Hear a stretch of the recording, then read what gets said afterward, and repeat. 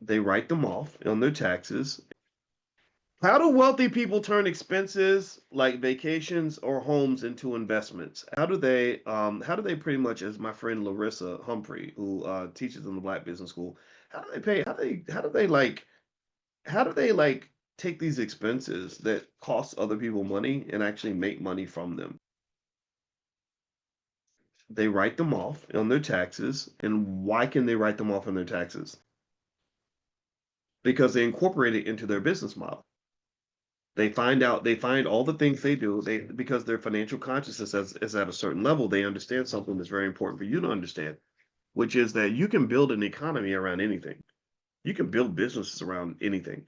So if I have a daughter that lives in North Dakota and I want to find reasons to go visit my daughter in North Dakota, I can find some way to structure my business so that I have a reason to go to North Dakota. I can do that. I can start a business with my daughter, whatever it is, right? And so that's what they do. They just write off freaking everything, to the point where what you define as an expense, they are able to acquire it. Number one, they acquire it at a discount because it's a write off, and it becomes something that just ultimately reduces their tax bill. And so it costs them less. And then at the end of the year, when taxes are paid, taxes in America are not paid by the wealthy. Taxes in America are paid by working people. That's why they minimize the number of things you can write off as a working person, but people who have LLCs can write off just so much. And now, of course, you always want to know the difference between tax avoidance and tax evasion. Tax avoidance is logical.